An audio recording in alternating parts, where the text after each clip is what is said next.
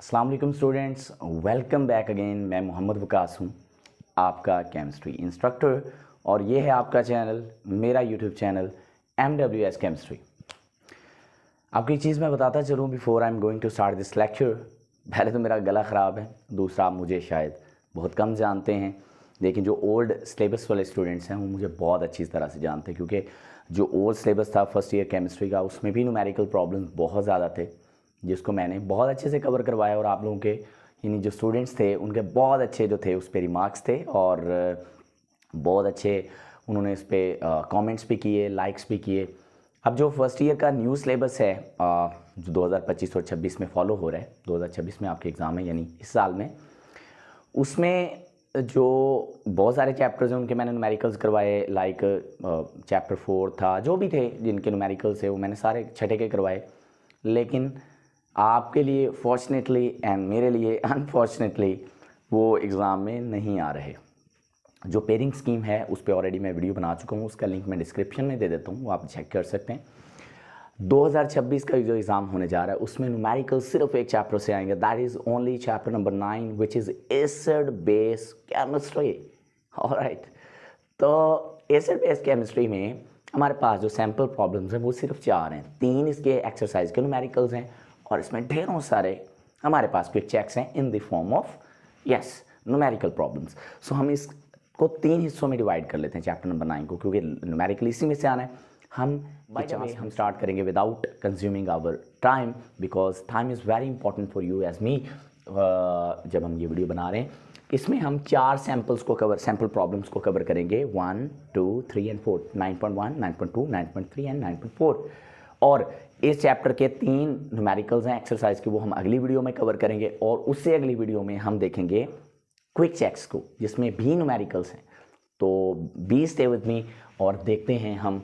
थोड़ा गला ख़राब है इसलिए आवाज़ चेंज नजर लग रही होगी, अगर आप पहली दफ़ा हैं फिर तो नहीं पता होगा। बहरहाल हम सैम्पल प्रॉब्लम 9.1 की तरफ आते हैं। इसमें उसने क्या दिया है, हमने क्या फाइंड करना है, बहुत सिंपल है।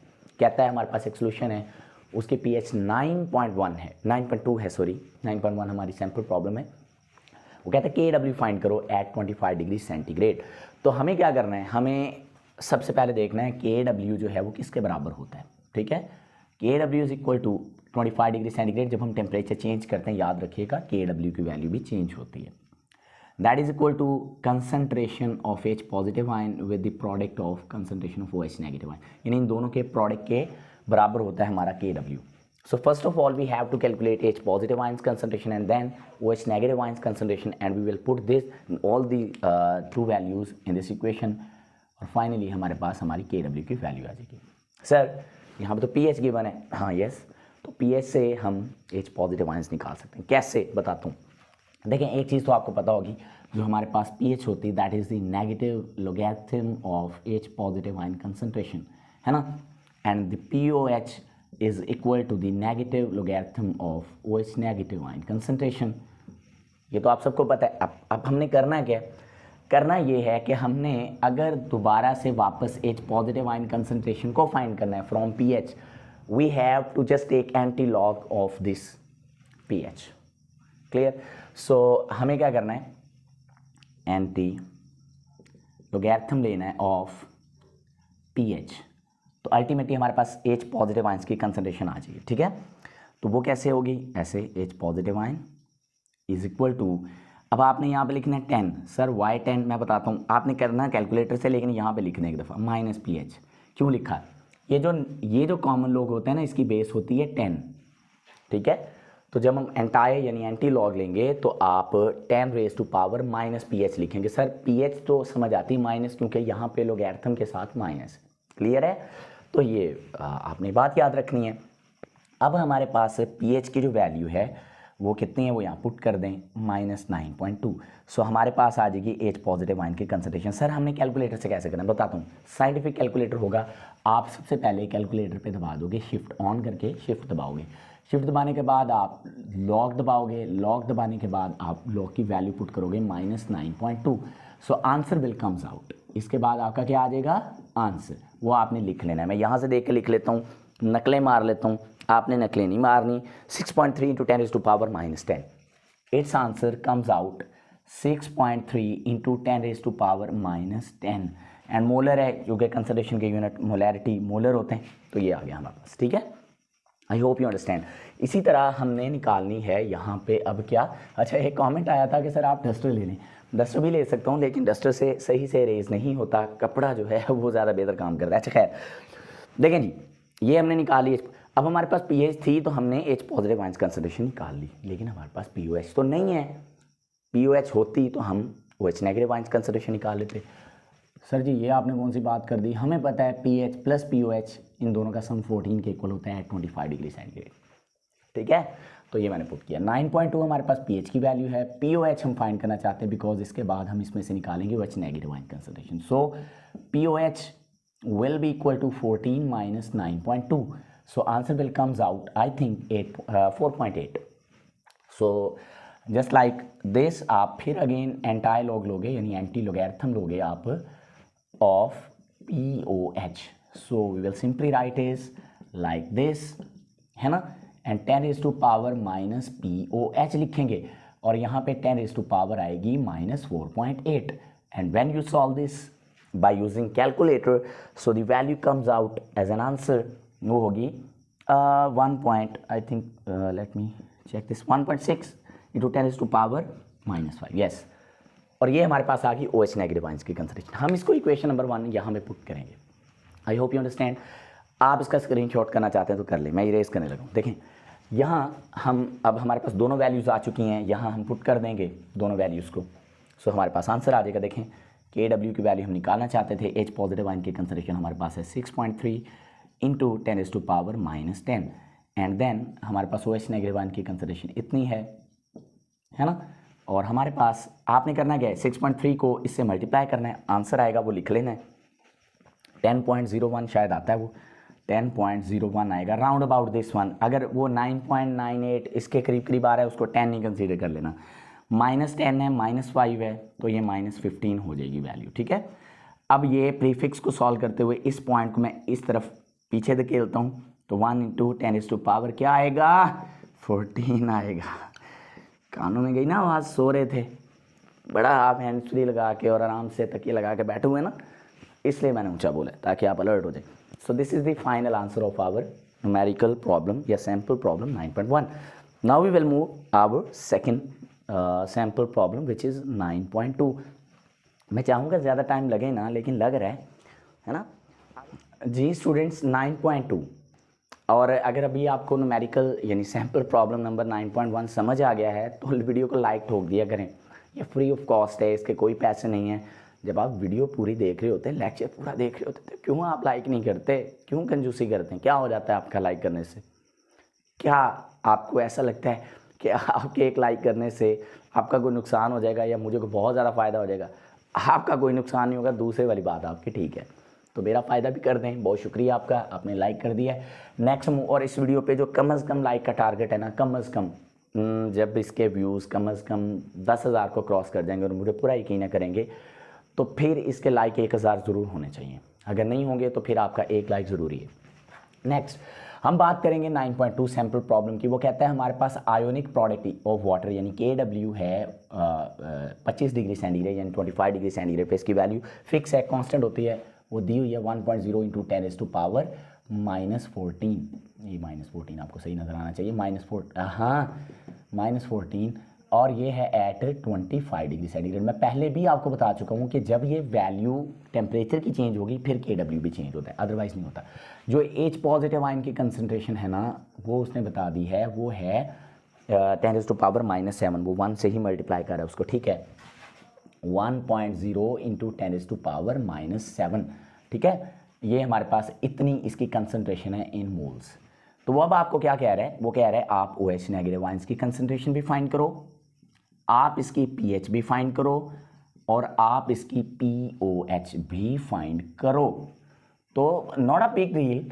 अगर देखें मेरे पास H पॉजिटिव आयन की कंसनट्रेशन मौजूद है, I just simply calculate pH, और अगर मेरे पास OH नेगेटिव आयंस की कंसनट्रेशन भी हो जाए तो फिर मैं POH भी निकालने के काबिल हो जाऊंगा। तो सबसे पहले मुझे निकालना होगी OH नेगेटिव आयन की कंसनट्रेशन। तो हम जानते हैं वी नो क्या जानते हैं वैसे सर? हम बहुत कुछ जानते हैं, लेकिन यहाँ पे आपको ज़्यादा बताने की ज़रूरत नहीं है। जो भी जानते हैं अपने पास रखें, सिर्फ आप ये जानते हैं यहाँ पे, बाकी आपको कोई पता नहीं है। H पॉजिटिव आयन की कंसनट्रेशन और OH नेगेटिव आयन की कंसनट्रेशन का जो प्रोडक्ट होता है that is equal to ionic product of water KW। तो इसकी वैल्यू हमें गिवन है 1.0 इंटू 10⁻⁻14 और इसकी वैल्यू भी हमें गिवन है 1.0 इंटू 10⁻⁻7 और इसकी वैल्यू हमें गिवन नहीं है और वो है हमारे पास OH नेगेटिव आयन की कंसंट्रेशन जो हम फाइंड करना चाहते हैं ना।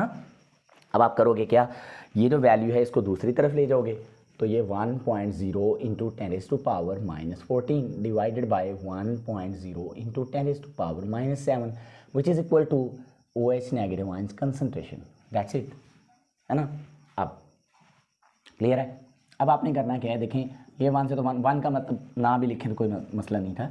10⁻⁻14 है, ये 7 ऊपर आके प्लस हो जाएगा क्योंकि बेस सेम है 10 और 10, तो ये पावर आपस में ऐड या सब्सट्रैक्ट हो सकती हैं। अब ये हमारे पास आ गया, तो ये बचा हमारे पास OH नेगेटिव आयंस भी बचे 10⁻⁻7। देखें जी एक काम तो हमने कर लिया। अब आप निकालोगे pH और pH निकालने का हमारे पास क्या तरीका है।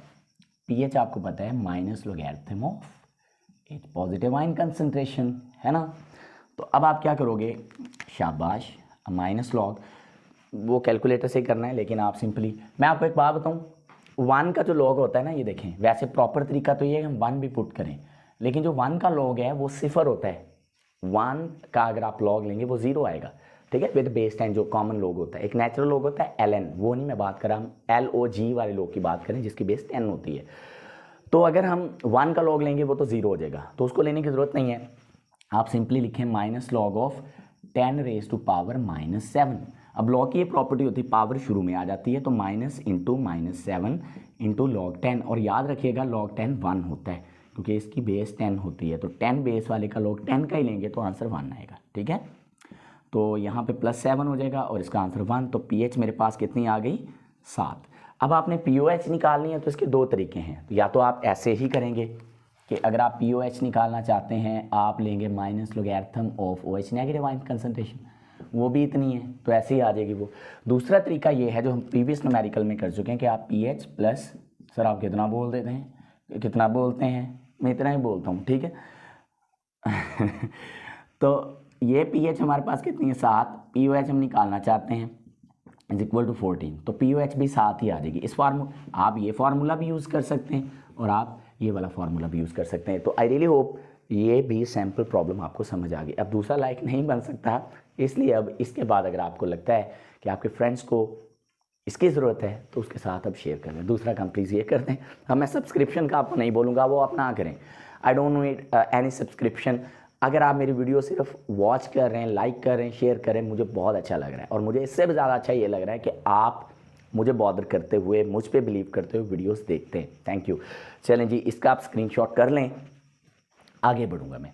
नेक्स्ट हमारे पास sample problem 9.3 which is very short and हम उसको शॉर्ट टाइम में जल्दी स्टूडेंट्स अब हम सॉल्व करेंगे हमारी सैम्पल प्रॉब्लम 9.3 को। देखें यहाँ पे एक चीज़ जानना आपके लिए बहुत ज़रूरी, जो एसिड तो हमारे स्ट्रॉन्ग होते हैं वो तो मुकम्मल आयोनाइज्ड हो जाते हैं in this solvent, in the given solvent, but अगर हमारा एसिड वीक है, वो मुकम्मल आयोनाइज्ड नहीं होता, तो सच टाइप ऑफ एसिड्स उनके कितना वो आयोनाइज्ड हो रहे हैं वो हम अंदाज़ा A3 पॉजिटिव आयन के कंसंट्रेशन से लगा सकते हैं अगर वो पानी के अंदर डिसॉल्व हो रहा है। हम चेक करेंगे कि हाइड्रोनियम आयन कितने प्रोड्यूस हो रहे हैं, उससे हमें अंदाज़ा हो जाता है कि हमारा एसिड कितना आयोनाइज्ड हुआ है ना। अब हमने जो एसिड लिया है वो एसिटिक एसिड है, उसकी कंसंट्रेशन इतनी है। ये कंसंट्रेशन जो हमने लिखी है ना, हम इसको ऐसे भी लिख सकते हैं, एसिटिक एसिड का ये फॉर्मूला होता है, ठीक है, and that is also equal to like C, ऐसे भी लिख सकते हैं इसको। और जो कैपिटल M है इसको मोल्स पर डेसीमीटर क्यूब भी लिख सकते हैं। तो इन चीज़ों से परेशान नहीं हो जाना आपने, क्लियर है। अब वो कहता है अगर हमारे पास जो Ka वैल्यू है ऑफ एसिटिक एसिड वो अगर हो, आपको पता है जो वीक एसिड होते हैं उनकी Ka वैल्यू बहुत छोटी होती है, स्मॉल होती है, जिसकी वैल्यू 1.8 इंटू 10⁻⁻5 है। ये आपको वैसे भी याद होनी चाहिए, तो क्योंकि ये मिसिंग भी हो सकते हैं न्यूमेरिकल प्रॉब्लम में। बाय द वे ये इतनी है। तो वो क्या कह रहा है, वो कह रहा है कि आप ये फाइंड करो हाइड्रोनियम आयन की कंसंट्रेशन कितनी होगी, या आप इन अदर वर्ड्स ये कह सकते हैं कि कितना एसिड उसमें से आयनाइज होगा। टोटल इतनी कंसंट्रेशन है 0.1 मोल, और कितना उसमें से एसिड आयनाइज होगा वो डिपेंड करता है कि हमारे पास हाइड्रोनियम आयन कितने बनेंगे। I hope you understand about this numerical. तो इस तरह के न्यूमेरिकल प्रॉब्लम्स को सॉल्व करने के लिए हमारे पास जो फार्मूला है, यानी हम हाइड्रोनियम आयन की कंसंट्रेशन निकालना चाहते हैं, उसको वैसे एक्स रखा होता है, लेकिन आप चूँकि हमें पता है कि हाइड्रोनियम आयन है तो सॉल्वेंट भी पता है पानी है, तो पानी के अंदर जब एसिड आयनाइज होगा हाइड्रोनियम आयन बनेंगे, तो इसके लिए हमने Ka को मल्टीप्लाई करना होता है कंसंट्रेशन के साथ जो गिवन होती है, और इसका ले लेना होता है स्क्वायर रूट। इससे हम हाइड्रोनियम आयन की कंसंट्रेशन फाइंड कर लेते हैं। And this is used for dissociation of weak acids in the given solvent, जो कि यहाँ पे पानी है। ओके, अब Ka वैल्यू मुझे कितनी गिवन है, पुट कर दें 1.8 इंटू 10⁻⁻5। कंसंट्रेशन मुझे कितनी गिवन थी, 0.1 मोल्स पर decimetre cube. So I just take the square root of this. अब 0.1 को आप 1.8 से मल्टीप्लाई कर दें, या 0.1 को हम -1 भी कंसीडर, 10⁻⁻1 भी कंसीडर कर सकते हैं, क्योंकि 0.1 का मतलब पता है क्या है, हाँ 0.1 का मतलब है हमारे पास 1/10। तो 1/10 को जब हम ऐसे लिखेंगे तो ऐसे नहीं बनेगी, नीचे पावर +1 है ना। तो ये इसलिए मैं यहाँ पे क्या कर सकता हूँ, इस पावर में एक इजाफा माइनस का करके इसको लिख सकता हूँ, या पावर में टोटल ओवरऑल तो कमी होगी लेकिन माइनस में इजाफा होगा, यानी ये -6 हो जाएगी, है ना। इसका हम लेंगे क्या, स्क्वायर रूट। तो ये हाइड्रोनियम आयन कंसंट्रेशन के बराबर होगा सारा कुछ। तो जब मैं इसका स्क्वायर रूट लूँगा तो मेरे पास 1.8 का स्क्वायर रूट लेना है, इसका स्क्वायर रूट लेंगे तो आपको पता ही है ये 10 की पावर -3 रह जाएगा, है ना। और ये हमारे पास 1.8 का जब आप स्क्वायर रूट लोगे दैट इज़ इक्वल टू 1.34। तो इसका मतलब जो हमने एसिड की कंसंट्रेशन ली थी, जितनी भी ली थी वो 0.1 थी, ये देखें। तो उसमें से जो आयोनाइज हुआ है वो बहुत ही थोड़ा हुआ है, 1.34 इंटू 10⁻³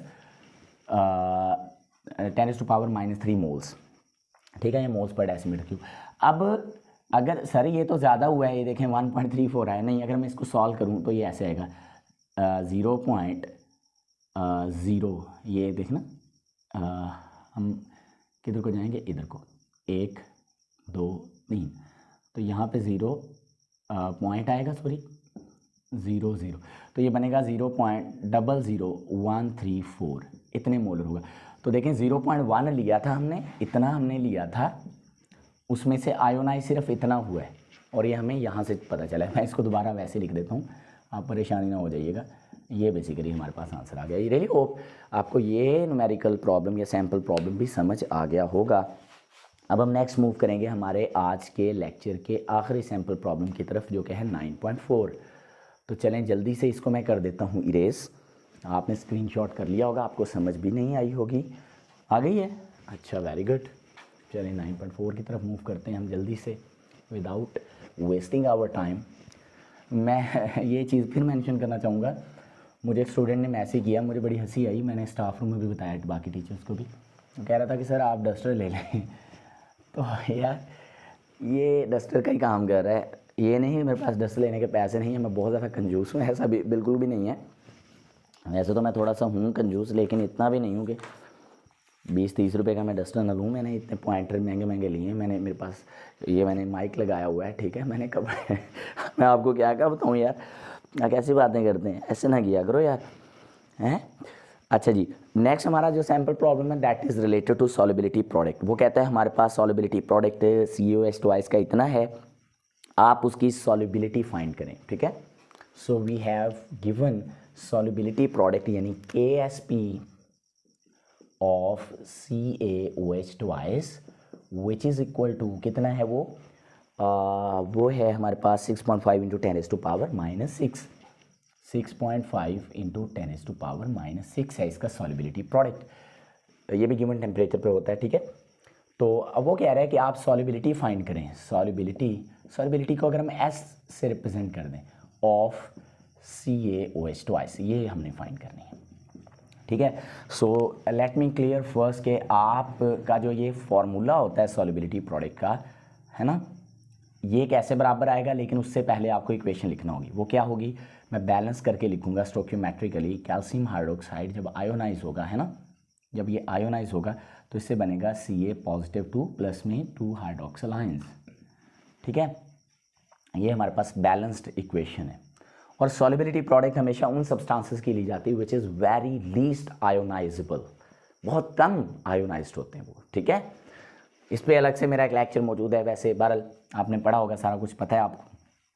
तो हम इसका अगर KSP लिखना चाहते हैं, so we just write calcium ions concentration and इसको मल्टीप्लाई करेंगे हाइड्रोक्सिल आयन की concentration and raise to power 2। सो सर आपने 2 क्यों लिखा? ये देखें, इसका जो कोएफिशिएंट है that is 2 and we will, हाँ, इसको हम लिखेंगे एक्सपोनेंट्स की फॉर्म में। मुझे उम्मीद है कि ये समझ आ गई होगी। ओके, एक चीज़ यहाँ पे आपको बताना चाहूँगा मैं, ये तो मैंने लिखा, आपको समझ आ गया, बाद में भी दोबारा भी लिख दूँगा। अगर हमारे पास टाइम ज़ीरो है, ये ज़ीरो बने हैं, ये ज़ीरो बने, जब टाइम हमारे पास अप्रोच कर जाएगा इक्विलिब्रियम को, तो ये जितना भी सॉल्युबल होगा हम S लिखेंगे और इसको भी S, लेकिन ये 2 मोल है तो मैं 2S लिखूँगा, है ना। थोड़ा सा भी अगर आयोनाइज्ड हो रहा है तो मैं सॉल्युबल तो लिखूँगा ना, थोड़े थोड़े ही बने, लेकिन जितने भी बने ये S बने और ये 2S बने, लेट अस यूम। ओके, सो मैं अगेन वही इक्वेशन दोबारा यहाँ पे लिखता हूँ KSP वाली। आई होप कि आपको ये चीज़ें समझ आ रही हैं। ओके, हाइड्रोक्सिल आयंस ये यहाँ पे आ गया स्क्वायर, ठीक है, जैसे मैंने पहले बताया। KSP की वैल्यू वी हैव 6.5 इंटू 10⁻⁻⁶, और इसकी वैल्यू को हमने रखा है S, और इसकी वैल्यू को हमने रखा है 2S, और इसके ऊपर आ रहा है स्क्वायर, है ना। तो ये जो स्क्वायर आ रहा है वो 2S का क्यों आया? क्योंकि OH नेगेटिव 2 है, और अकॉर्डिंग टू बैलेंस्ड इक्वेशन यहाँ पे लॉ ऑफ मास एक्शन के मुताबिक यहाँ पे 2 आएगा, ठीक है। तो मैं इसको सॉल्व करूँगा तो ये हो जाएगा 4S square into S is equal to 6। अब मेरा गला बहुत ज़्यादा बैठ गया है, बस हो गई है मेरे गले की, अब मैं बस भी करने लगूँ। तो ये हो जाएगा 4S cube is equal to 6.5 into 10⁻⁻⁶। मैं क्या करता हूँ, S cube is equal to 6.5 into 10, इसको मैं ऐसे कर लेता हूँ थोड़ा साइड पे, है ना, और इसके नीचे 4 आ जाएगा। 4 से इसको डिवाइड करें, आंसर मेरे पास आएगा, जल्दी जल्दी से नकल मार लेता हूँ, वो आ जाएगा 1.625 इंटू 10⁻⁻⁶। ये S क्यूब है, मैं इसका क्यूब रूट ले लेता हूँ, यानी 1/3। तो मैं इसका भी क्यूब रूट लूँगा 1/3, और मैं इसका भी क्यूब रूट लूँगा 1/3। इसका आ जाएगा -2, और इसका जब आप क्यूब रूट खोलेंगे ये तो S हो जाएगा, तो ये आंसर आ जाएगा 1. ये कैलकुलेटर से आपको करना आना चाहिए, ठीक है, into 10⁻⁻2। This is the answer. 1.18 ज़रब 10 की ताकत -2, ठीक है, मोल्स पर डेसीमीटर क्यूब, वो साथ आप लगा लेना, नज़र आ रहा है, ठीक है। मैं साथ यूनिट भी लिख देता हूँ, फिर आप कहते होते हैं, जारी बात है सॉल्युबिलिटी जो हो रही है वो मोल्स पर डेसीमीटर क्यूब यानी 1 लीटर सोल्यूशन के अंदर है ये। So that's it about our today's lecture which is totally about the sample problems of chapter 9 which is acid base. बहुत बोल लिया, बहुत एक्टिंग कर ली, बहुत आपको पढ़ा लिया, समझा लिया, बहुत टीचर बन गया आपका मैं।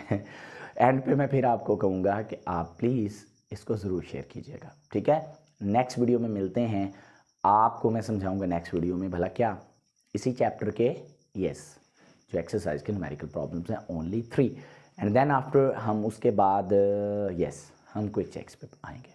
अल्लाह हाफिज़।